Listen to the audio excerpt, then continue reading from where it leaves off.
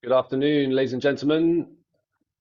We are just going to wait a few seconds for the virtual room to fill out and everyone to shuffle in, and then we'll be getting going.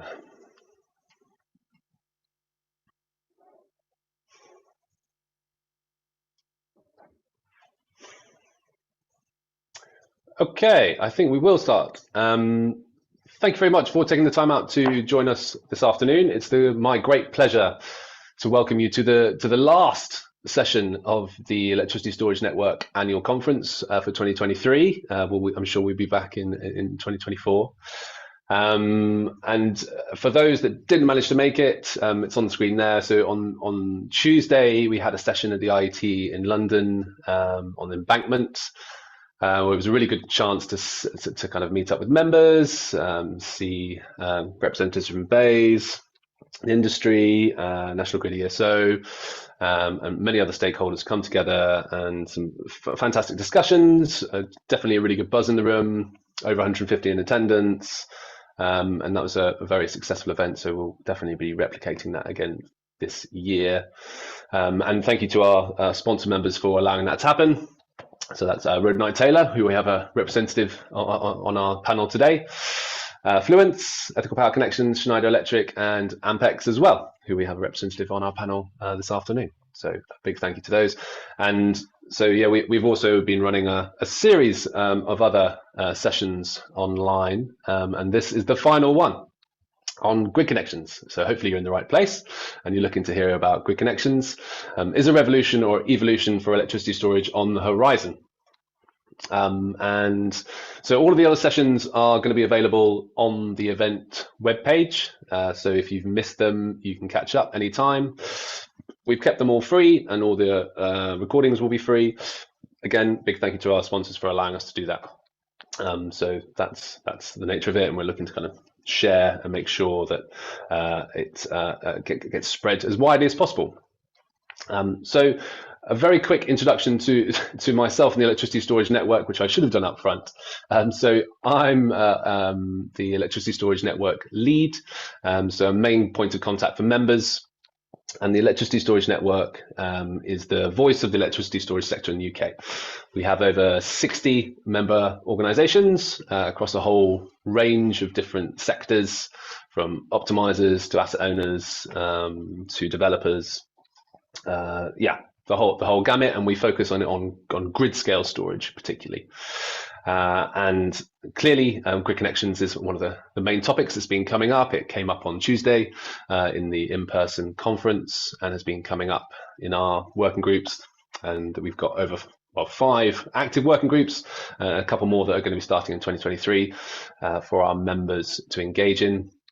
So just a reminder, please do join and make sure you get along to those working groups. In terms of housekeeping, so we are on Zoom webinar, and for those that haven't used it in a while, along the bottom bar, there's the Q&A function. So if you click on that, I can already see one question popping up in there.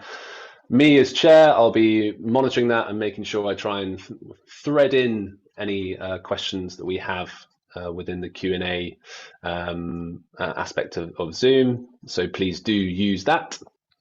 And also a reminder to uprate and kind of click the like button on the ones that you really want answered by our panel, so that I can try and prioritize. That'd be brilliant. And we also have along the bottom the chat function. So that's more of a discussion board. My colleagues will be throwing in some links there to some of the work we've been doing, and you're happy for you to do the same. So if there's anything that you'd like to share with the 140 or so people that we have online, use the chat function for that. Yeah, hopefully that'll be nice and active throughout the session.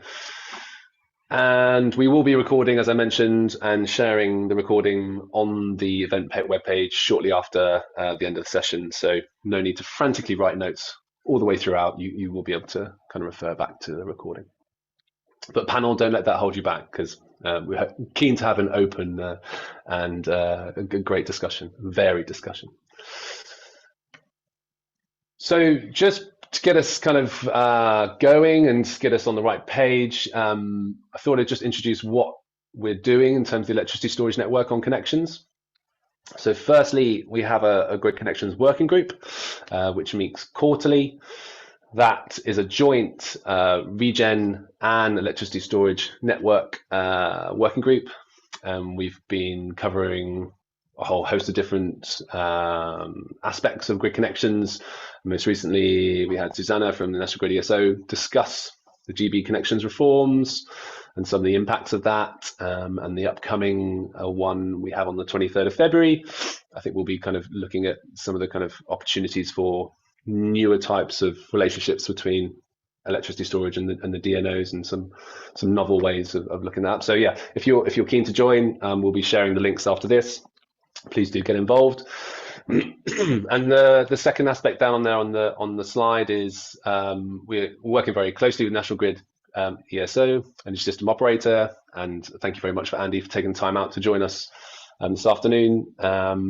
We have the challenge group. So for those not aware, Andy will be able to kind of summarize this better than I can.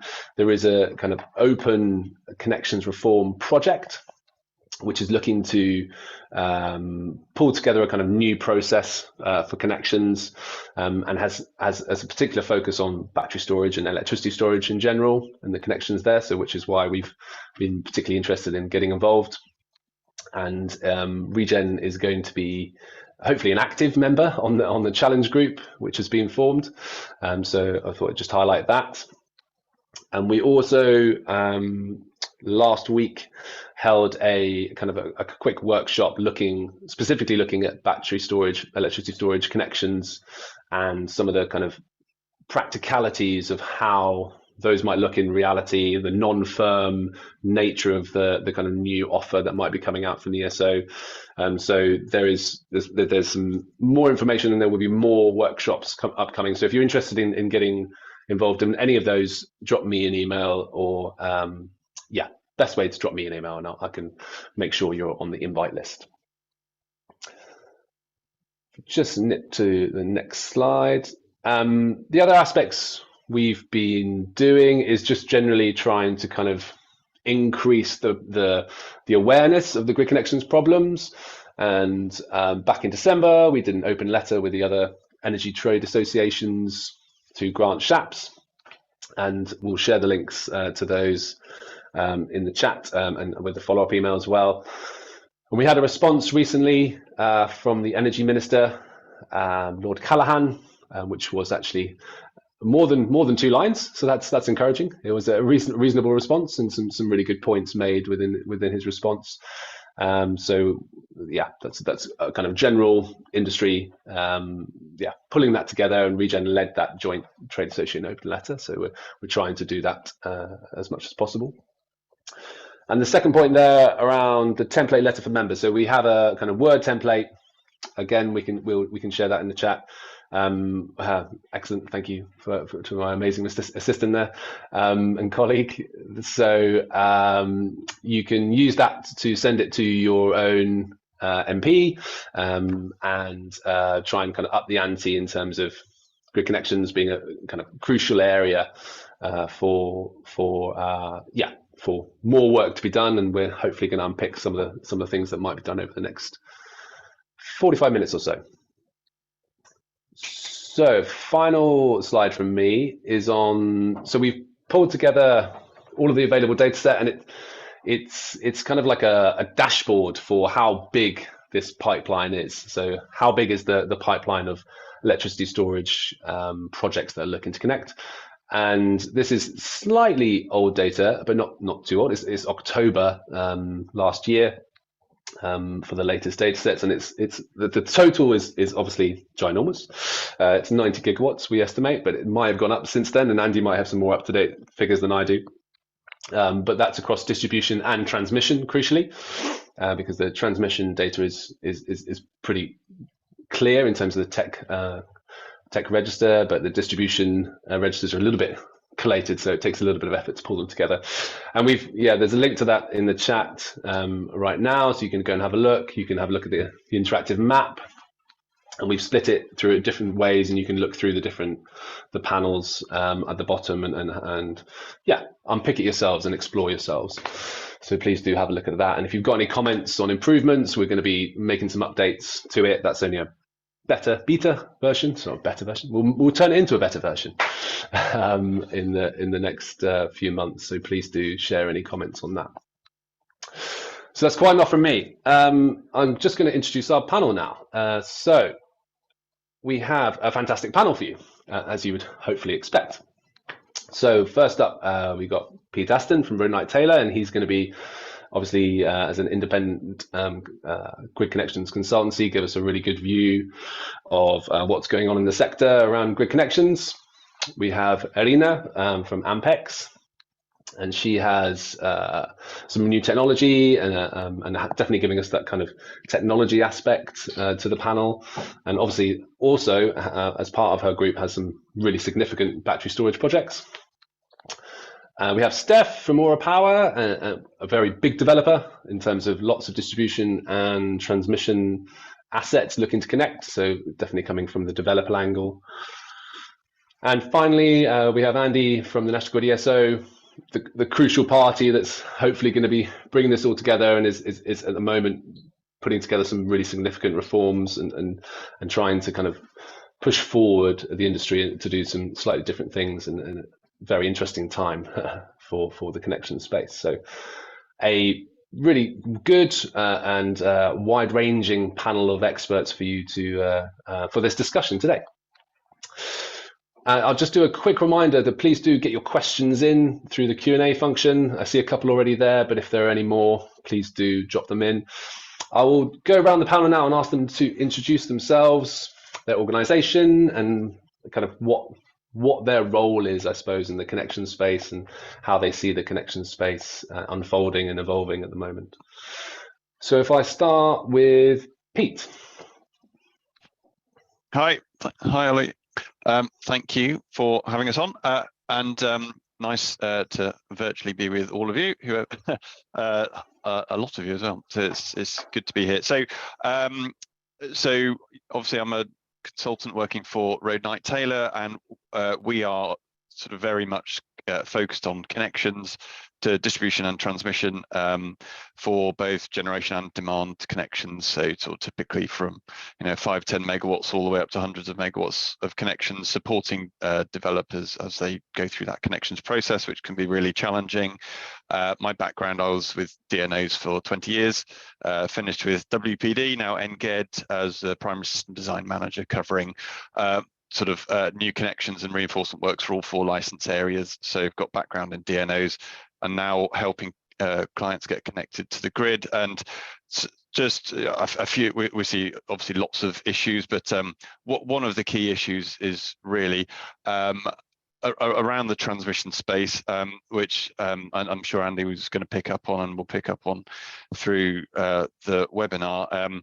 But particularly one of the things that interests me is just how reinforcement is charged out at transmission distribution boundary, particularly around triggering reinforcement at grid supply points, the supergrid transformers, so like the 400 to 132 or similar transformers, because there's quite a lot of disparity, and I'd like to pick up on that later at some point, Ollie, because there's some really sort of gritty issues around that, which would be worth just exploring. Excellent. Love a bit of grit. Thanks, Pete. Much appreciated. Let's go to Irina next, please. If you just introduce yourself, your company, and your role in the space and any challenges you're seeing. Yeah, nice to meet you. I lead Ampex, which is a fully owned subsidiary of AMP. AMP is a renewable energy infrastructure and energy transition enabler that deals with battery storage amongst other technologies, including hydrogen.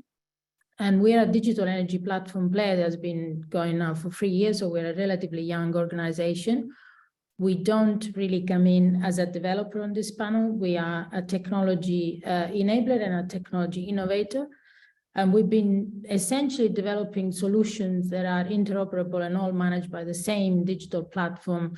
And they range from smart transformer at distribution network level as a technology that addresses some of the constraints that we'll be talking about around renewable in the grid and capacity issues, as well as electrification of it and transport and the network operators' challenges around that. But we've also developed proprietary technology for behind-the-meter energy management systems. So looking at demand and looking at shaping demand in real time and relieving constraints, again, at the edge of the grid, that clearly has an impact also upwards at transmission network level. Thanks, Alina. Much appreciated. Steph, please introduce yourself as well. Great, thank you, Ollie. Thanks very much for having me here today. It's a real pleasure to be on the panel.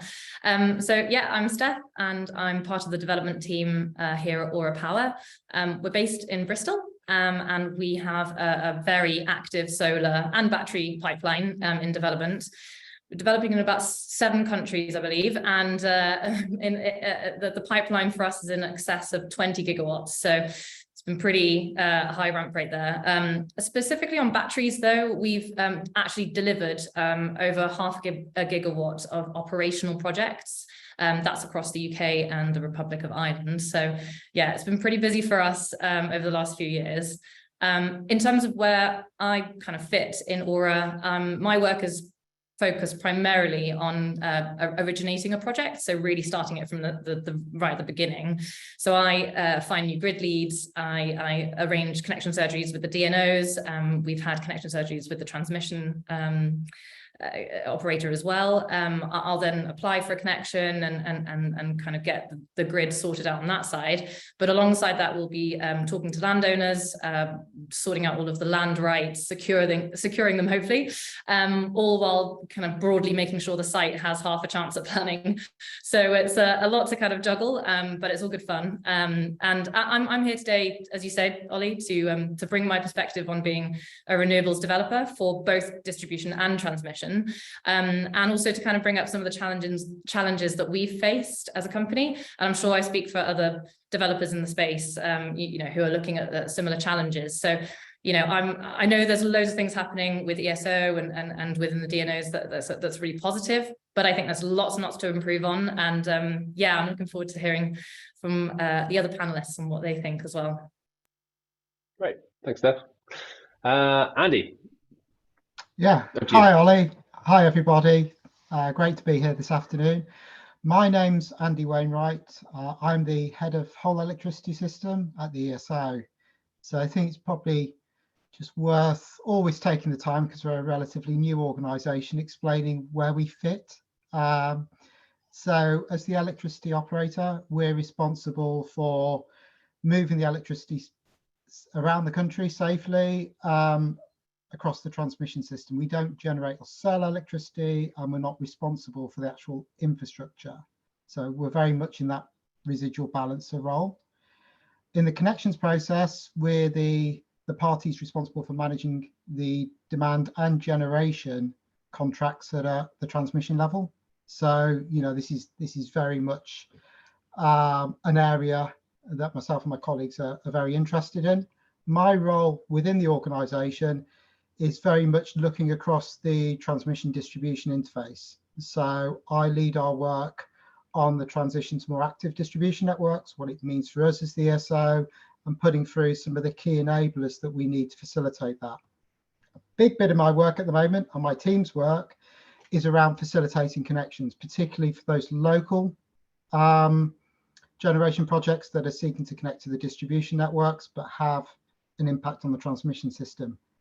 And as I'm sure we'll talk about as we go through the discussion later, one of the big challenges we have is treating everybody fairly and equitably, both the transmission connected parties and the distribution connected parties. That's a good place to start, I think, Andy. Should we start at that interface? Because I think that as we've got a few people that are bridging between the two, so that transmission and distribution interface, I suppose. There were quite a few points brought up in your case for change report, which is you mentioned as part of the kind of GB Connections reform project. So I suppose Steph and Pete have probably been at the sharp end of this as well in terms of some of the challenges there around fairness. Pete, maybe if you kick off, what do you see as the kind of key challenges around that, the differences between transmission and distribution connections, and some of the things that are playing out there? Yeah, so I think some of the key differences around timing. So that's one of the issues. So as a direct transmission connection, you put in an application directly to the TO or the ESO, and that puts your place in the queue at transmission level. When you could do it at distribution level, you apply to the distribution company, and then at some point in the process, that distribution company has to put in a project progression. Now, some of them are quite good at doing it in a timely manner, but some of them have taken 18 months to put in a project progression, and that means that distribution connection is 18 months, behind where it should theoretically be in that sort of transmission queue. Now, it's not quite, it's not really the ESO's fault. It's sort of more of a system process issue there. So I think there has been some sort of disparity there on the queue type system, and that could be improved. It's not easy to address that. Do you go for one single GB queue that the ESO has to manage? That might give Andy nightmares. But that I think that would be quite challenging. But is there a better way to do that? Just keeping it as it is. So that would be one issue where there is a disparity between the two. The connection timescales we're seeing at transmission, I'm not entirely sure that's quite a disparity between transmission and distribution, in as much as the transmission and distribution customers both have a really long time scale. But I think just on the time scale issue is, it's all been trying to dealt with in sort of queue order, and that's, right. But if there's a transmission connection that's going to take 10, 15 years to build anyway, for, offshore wind farm or something, is there some way that distribution connections could be slotted in between there? And on paper it looks easy to be able to do that, but I know from the point of view of the DNOs and the sort of ESO, trying to actually make that work is really difficult. How do you do that fairly? So yeah, there's some of those issues. Maybe that's just a couple of things Andy could come back on. I'll leave the super good transformer charging bit till in a minute. Fair enough. That sounds good. Steph, do you want to add to any of those, being kind of involved in both the transmission and the distribution connections as well? Yeah, sure. So agree with Pete that that there has been a lot of delay between project progressions being your DNO application being accepted and a project progression being kind of submitted to the ESO, and that can take, we have a specific project where I think it's been about 14 months that we've been waiting for that submission of project progression since we accepted. And my understanding is that when you accept your offer, you should be put into project progression immediately, although that's not quite as easy as that, because you have to make sure that the DNO, if they're already running a project progression with National Grid, they have to finish that process, close that off, and then open the new project progression to have our site in. So it's not quite as easy as saying do it immediately. And I do have sympathy with the network operators in that it's not quite as straightforward as that. But from our perspective, as a developer in this space, there is quite a lack of communication between distribution and transmission. There seems to be a lack of proper process and clarity with what's going on. Some DNOs do it better than others, and we can see that process coming through, and that's great. But we need more of that with the rest of the DNOs. And as I say, some projects will be 14 months in our experience, and some projects will take 1 or 2 or maybe 3 months, where there is a process. So perhaps aligning that or having more communication between transmission and distribution might help. Thanks, Steph. That's useful. Andy, I might come to you if that's okay, in terms of any thoughts on all of that. I know you're not going to be the oracle of all the solutions to the transmission distribution problem, but any comments? Yeah, I have to be really careful here, Ollie, that I don't turn into, here we go, this is how it works, or these are the answers. These are all really good comments, and they are comments, as I think you alluded to before, that we've had sort of passed back to us and we've captured. And I think when I get a minute, I'll put a link through to the Connections Reform website into the chat so people can see it, because the Case for Change report came out December. And I know that certainly the ones we're talking about in terms of timings with statement of works and what that means for people's queue positions very much came out of some of the feedback in there. I mean, just picking up queue management more generally, you know, from a transmission perspective, that's something that's still in the CUSC process at the moment, you know, because we can talk about where people sit within an individual queue, but there's also potentially people in there who aren't moving forwards with their projects. Maybe the projects aren't going to move forwards, but having sort of tools in there that's able for us to actively manage the queue so that parties that can progress and move forwards more quickly can be enabled up the queue, at least overcomes one perceived hurdle or problem for people who are, to coin a phrase, oven ready and able to connect more quickly to the system. Excellent. No, that's great overview, Andy. And my colleague may be able to put that link in the chat regarding your website. I think I have provided that. I'm keen to actually get some questions as well, because there are lots of questions coming in, and perhaps we can kind of package a few of them. So there was one, I suppose the top question in terms of kind of operators around some of the changes and assumptions that you're looking to make around electricity storage connections and the impact of that, and how that's going to hopefully allow storage connections to connect quicker, potentially using a non-firm type connection. Is that right, Andy? Maybe you could just have a very quick overview of that, and people can obviously go for more detail on the website. So for ourselves and the transmission owners, the transmission owners are the parties responsible for owning and maintaining the transmission system, and ultimately when people look to connect to the transmission system, they're the parties who are responsible for doing the detailed design of what any changes need to look like. Have to have an understanding what the system could look like in the future, with both the parties who are already connected and the ones who have already come forwards to connect, and, you know, a view of what the demand looks like. That forms what we call in techie speak a background, a system background, and then we do power system analysis to understand what the requirements might be on that network. We produce a set of assumptions that we sort of feed out to the TOs to say, okay, these are what we think are credible backgrounds, looking at, you know, future demand levels, future sort of generation projections, what we expect of different sorts of generation, to enable them to do those assessments. We've been doing a lot of work, and it's still ongoing at the moment, looking at how we go about deriving those construction planning assumptions, particularly with a view to new and emerging technologies such as storage. You know, historically, we've very much treated storage like a generator.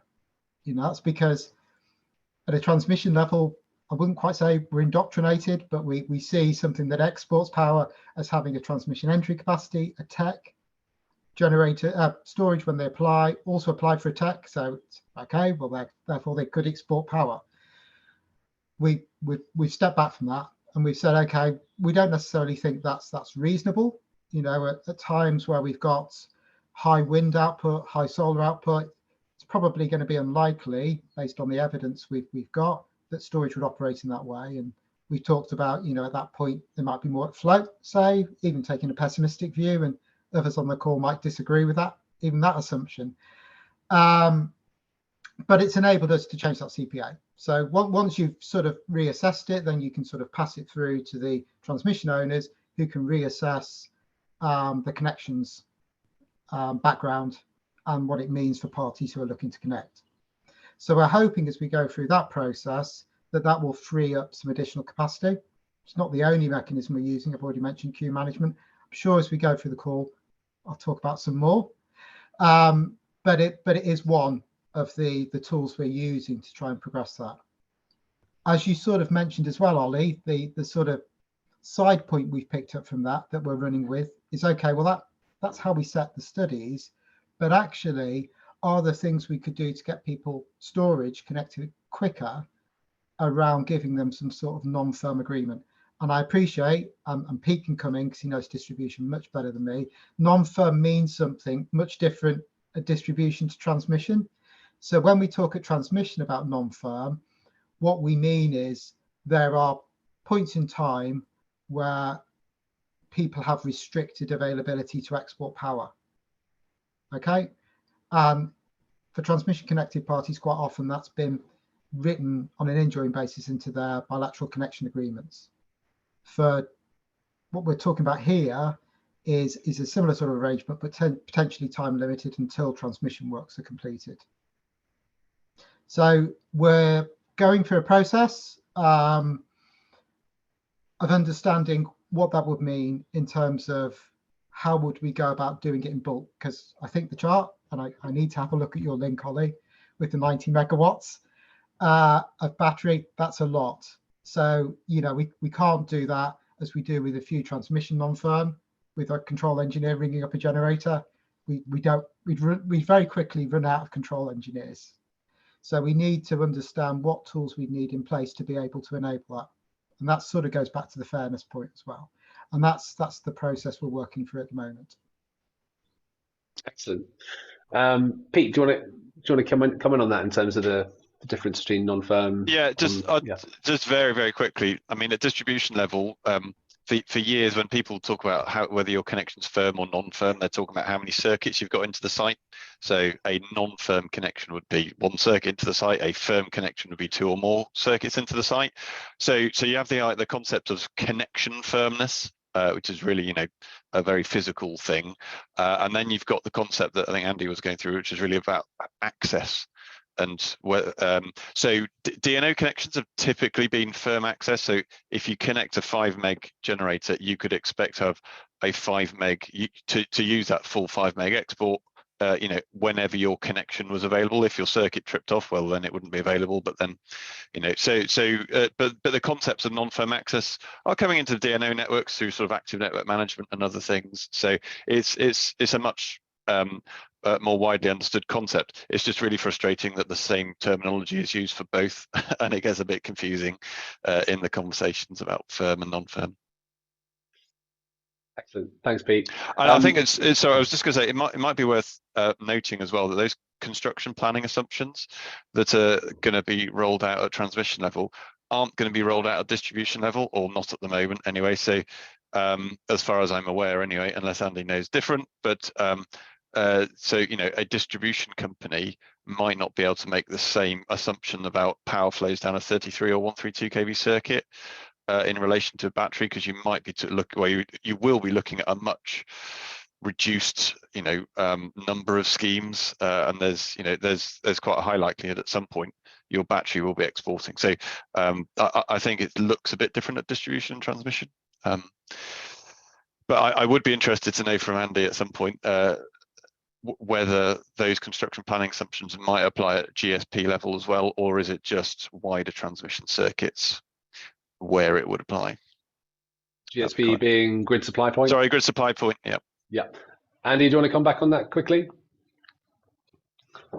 I think at this stage, it would apply to the bulk transmission system. So as opposed to being that relevant, as Pete's alluded to, once you get down to quite small parts of the network and the interfaces with transmission and distribution, don't forget you're getting down to 132 to 33 kV in Scotland. You're into things which are a lot more tight in terms of the diversity assumptions you can make when you get to, you know, relatively large projects, which is what we're talking about on the call today, really. Can I also add, sorry, but when we speak about distribution network, we shouldn't forget the need for visibility from a network operator standpoint, because they need to have that in order to plan whether the assumptions are the same or not. I think visibility becomes a hurdle even before knowing what the assumption should be. Yeah, no, good point. Thanks, Edina. Got another question as well that I'll fire out. We're just going to hammer through them. There's plenty of questions there, so I want to try and get through them. From Andy Ho regarding the question, I suppose, unfortunately, is aimed at you again, Andy, but is around have you received a response from Ofgem on the connections reform process? As far as I'm aware, not yet. Still waiting. And if so, what date, possibly backdated, will offers be subject to the two-stage offer process? And again, I don't think you know the timeframes until you have a response from Ofgem. So it's a little bit chicken and egg. Is that right, Andy? It is a little bit chicken and egg. It is. We're hoping to get some form of communications out in the next few weeks, but as you say, there is a bit of chicken and egg. What I would say is you probably need to differentiate the connections reform from things like CPA review and even the two-stage offer. So both of those, the two-stage being connected to a lot of what I would call the more tactical things, the things we're doing to get projects moving now. The connections reform project is a slightly longer timescale. I mean, honestly, having been involved in reform programs before for things like transmission charging, it's a very ambitious timescale. You know, we're looking at trying to get the next stage of work completed by April this year. You know, and we should be communicating out to stakeholders shortly how they can get involved in that second stage of the process. And then really look at the moment, looking to sort of get everything wrapped up in terms of the overall reform program within the next 12 or so months. Sorry, 2 years. Let me just check. What year is it now? 2023. Yeah, 2023. Yeah, I'm getting ahead of myself.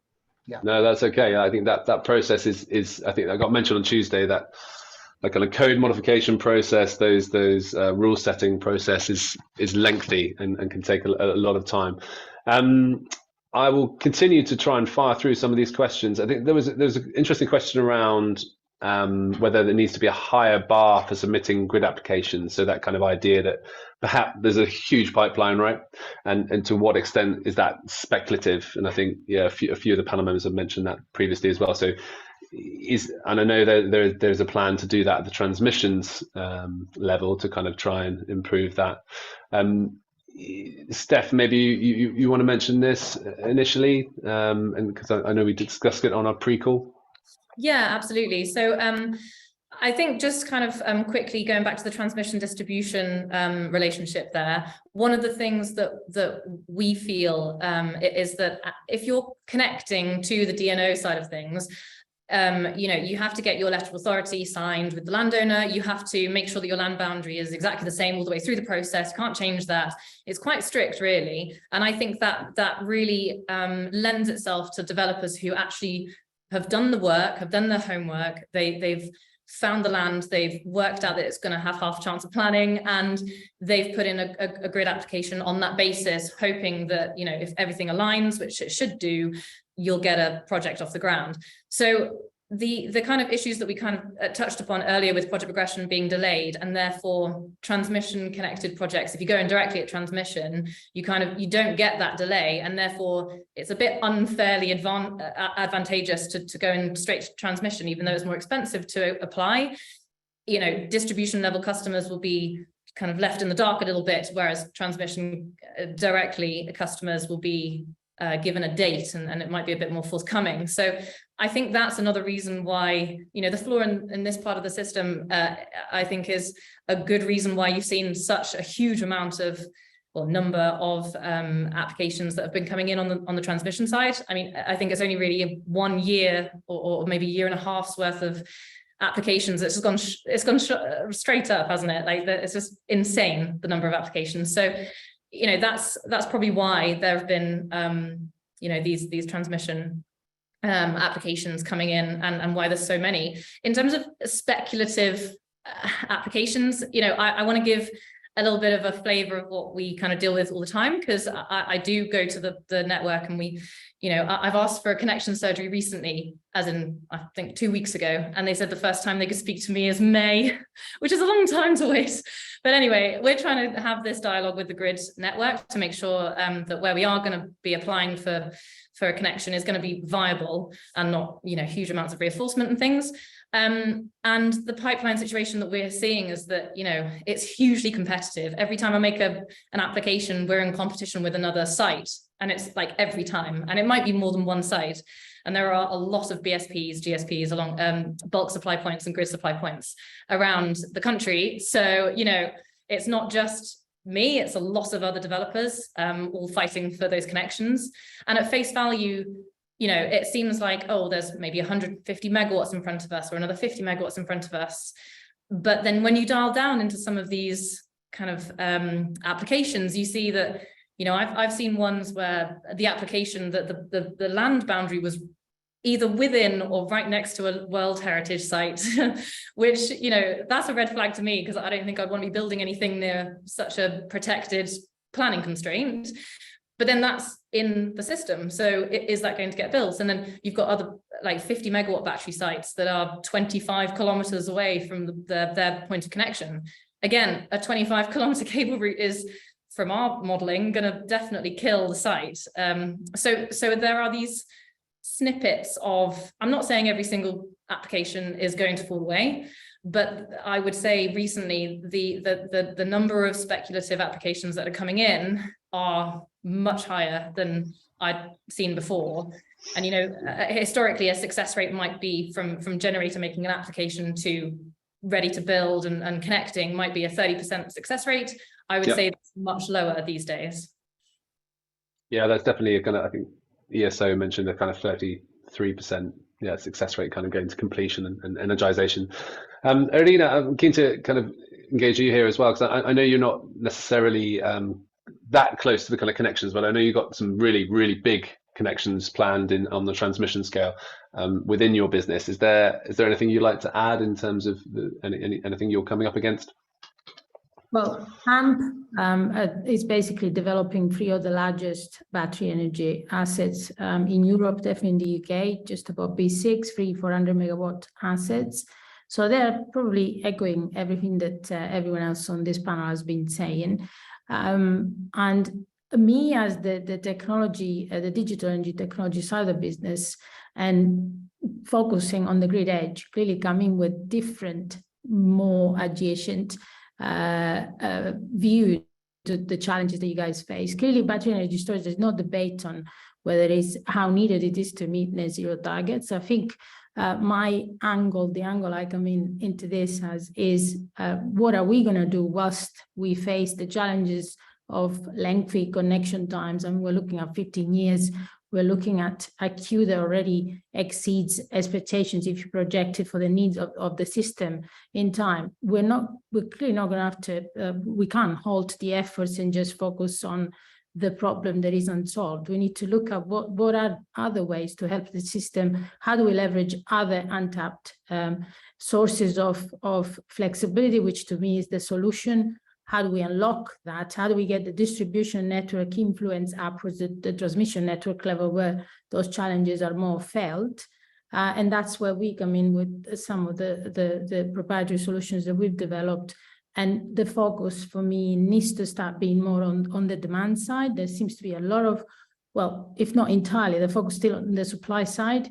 And even the way that the battery storage is looked at is still that, is a technology which serves the purpose of generation. And I think we need to start looking at how we shape demand, how we help that surplus of generation whilst there is also a constraint around storage asset deployment. How do we help it by shaping the load on the demand side? How do we get those consumers at the edge of the grid when you basically manage to collectively, proactively look at that demand shaped? How is that going to help generation come through the system and relieve constraints? I think there's very little discussion around that. There are clusters of technology players or supporters of technology players that start look at that, but there is a lot of focus still on the other side of the equation, which I don't think will help whilst we wait for lengthy connection times and grid connection problems to be solved.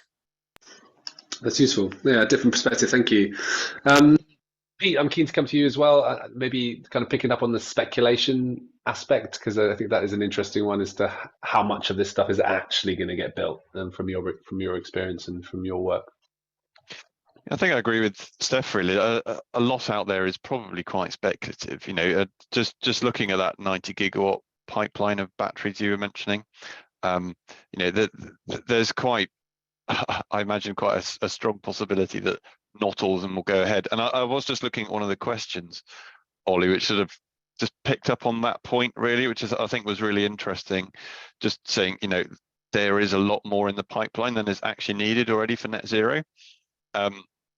So I'm no expert on sort of energy trading and so on, but I imagine that even if we could connect all of what's in the pipeline to the grid, there would just be a whole lot of price cannibalization going on, and a lot of that just wouldn't be cost viable. At some point in the future, prices would just be so low that it just wouldn't be viable. So I'm just intrigued around that whole sort of piece around speculative. It could be speculative in terms of planning, in terms of questionable on grid connection charge, and then really questionable in the long run on whether it's actually financeable.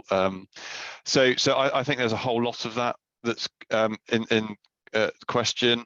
Just coming back to one very specific point is just around transmission applications. Don't need land boundary, land parcel to be in the application. And that's a really big difference between transmission and distribution, whereas distribution is very strict on you have to put in your land boundary when you apply, and you can't change it, more or less. Whereas at transmission, it's sort of completely the other way around. You can sort of just give a vague indication of where you're going to connect and pick your land afterwards. So not saying it's necessarily wrong or right, it's just a very big difference between the two. And I can't remember, to be honest, Andy, whether that's part of any of the connection reforms that are being looked at. I don't know if you could comment on that, because I can't remember. I should probably know. I think it's fair to say, Pete, that everything when you get into that sort of space is part of the connection reform. This, yeah. The sorts of discussions we have internally is, how broad do you want to make this, and absolutely, it sort of goes back to, I can't remember who said it, Ollie, but the point that was made earlier about, is the hurdle level right for applications? Do we need to do more of that? Those are the sorts of discussions we need to have as we go through that connections reform and probably get into the next stage of work, I imagine. Can I give some numbers while I've got the floor, by the way, just to sort of put this in context? I was going to say, there's a good question. I think what's really interesting when we look at that 90 gigawatt pipeline is at the moment, the amount of generation, including, I guess where we got battery storage connected, within GB is only around 90 gigawatts itself. So that's about the capacity we have, connected to the system at the moment. If we look forward to 2030, and I think someone mentioned demand earlier, we're really only looking at something around 120 gigawatts of demand on the system. And even if we take, or we'd need that level of generated connected to meet demand, and even if we take into account distributed generation, we'd probably only need about 210 gigawatts combined of power.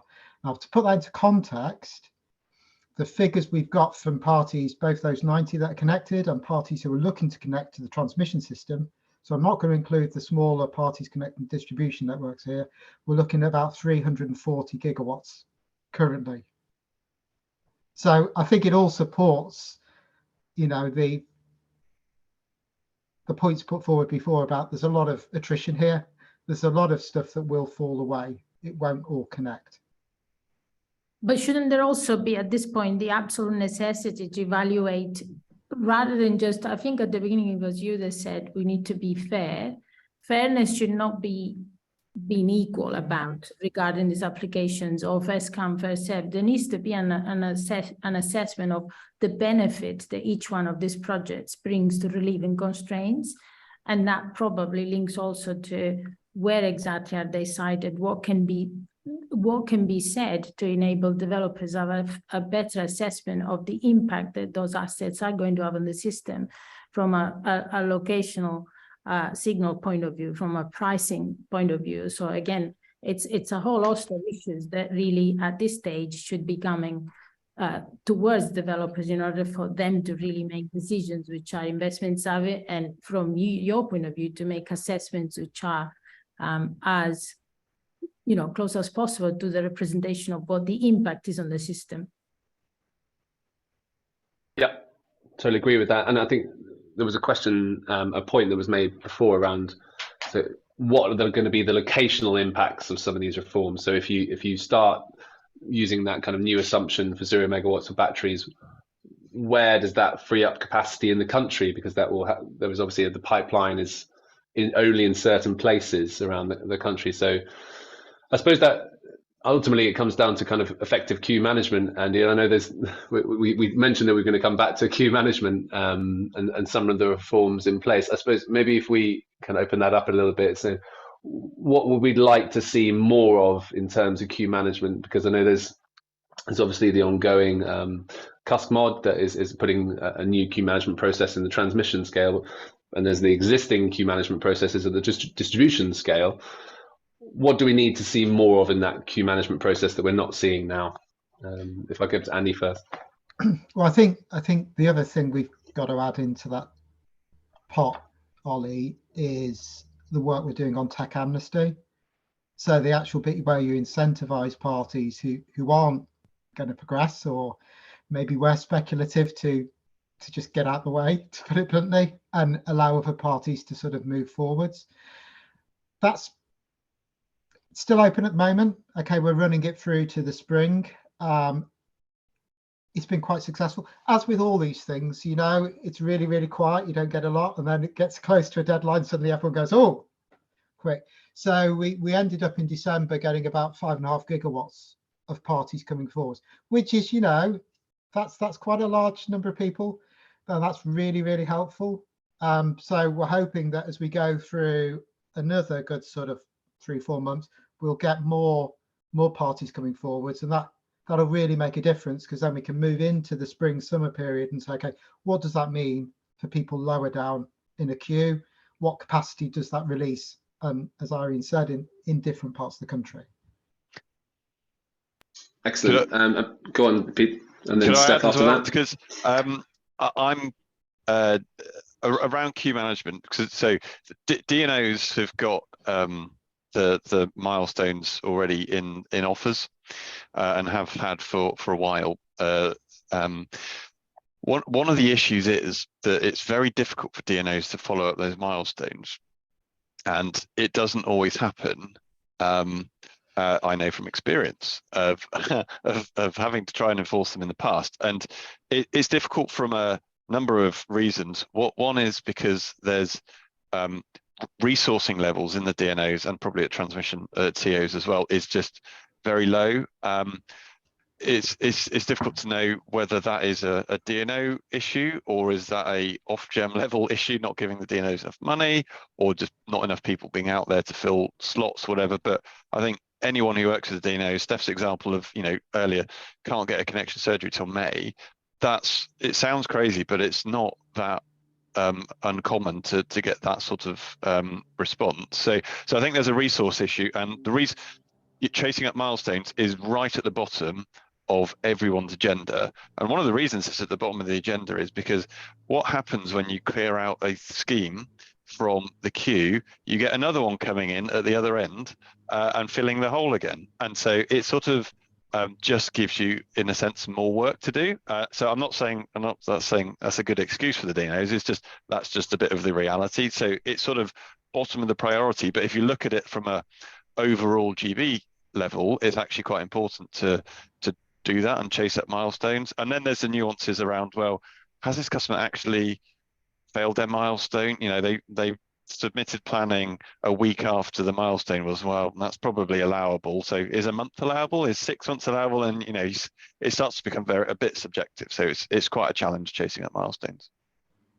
That's useful. Thanks, Pete. And you've obviously been on the inside of that, so you know the pains of the process as much as anyone.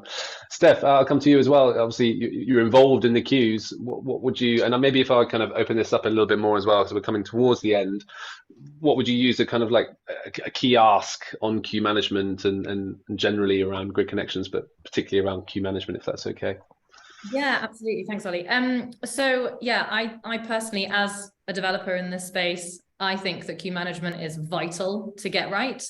I think once we've got that right, we can then, the speculative applications that are ahead of us are forcing large reinforcements. They're forcing really late connection dates. Everyone knows about it and it's an issue. And I think if we fix the queue management issues, that's not just, I know that DNOs like NGED and SSE, especially SSE, have their own dedicated team now, I think, to look at taking some of these older sites that aren't moving anywhere off. But, you know, as Pete alluded to, there's a big reluctance to do this, especially with contracts. You have a contract or an offer with your DNO, and they can vary between DNOs. So these milestones and these contracts will vary between the 7 DNOs. And then, you know, there will be reluctance to try and chase down those milestones, as, you know, that's extra work. Potentially there's, you know, you chase one person's milestones down and you get 4 other applications in the same day.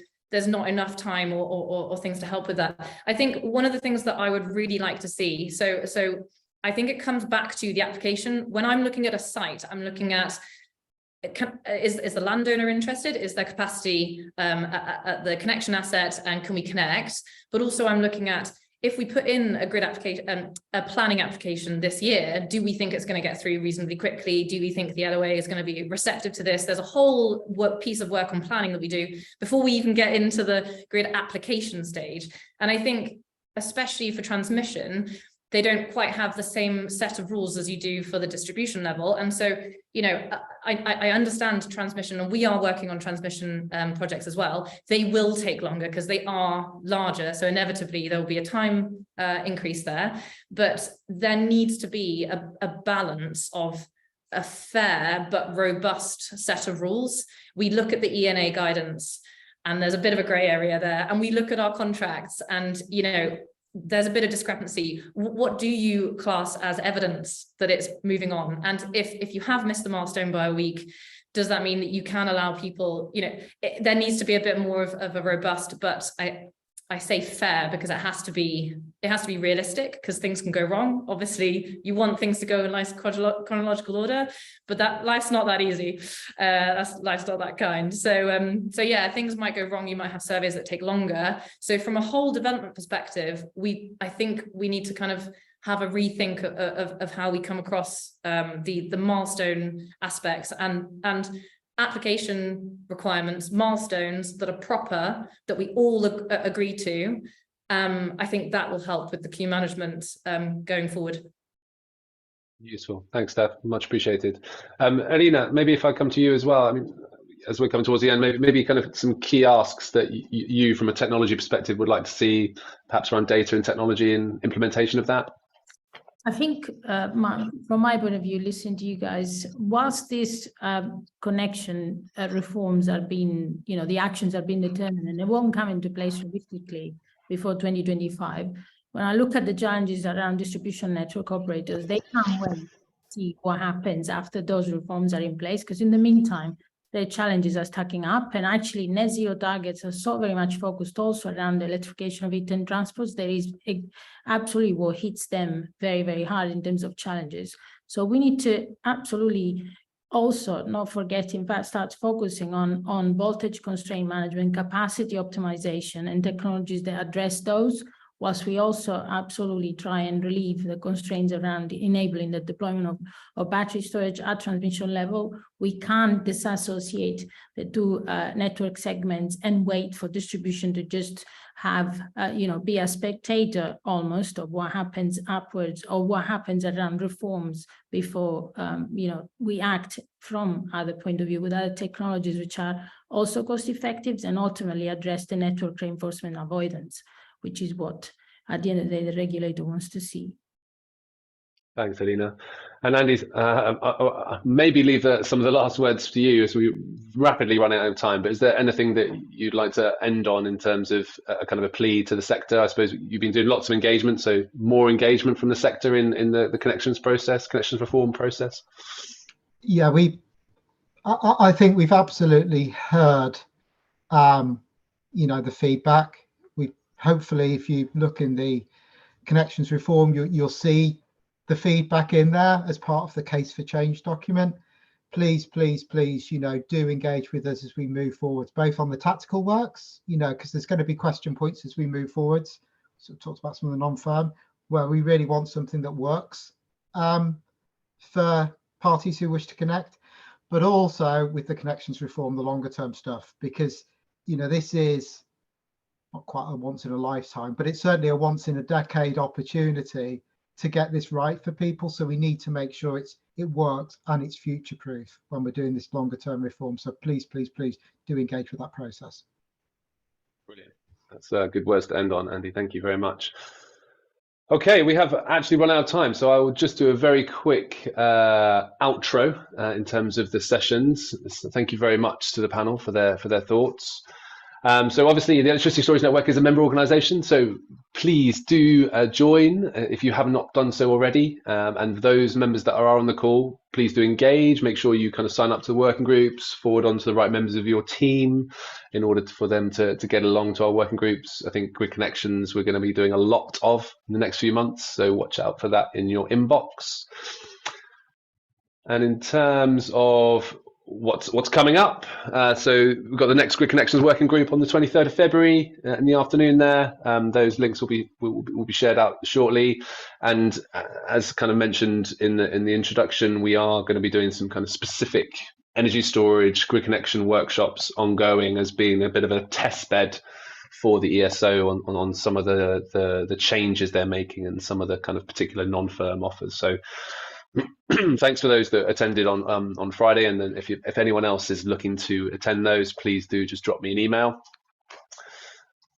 And finally, yeah, so that is bringing us to the end of what has been quite a lot of content over the last 3 days, from the in-person session in London on Tuesday to yesterday. We had a couple more online sessions, and then the 3 sessions we've had today. So if anyone did all 5 online sessions, well done.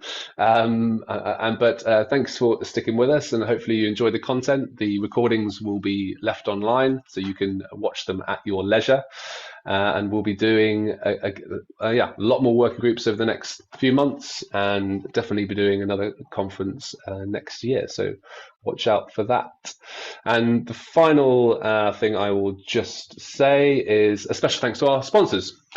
Road Knight Taylor, thank you, Pete. I'm not sure it came out of your checkbook, but whoever's it did, that's very kind. And our member sponsors, Fluence, Schneider Electric, Ethical Power Connections, and Ampex. Again, thank you, Alina, much appreciated. And I'll end it there. Thank you to our panel. You've been excellent, and thank you very much for everyone who's engaged. Cheers all.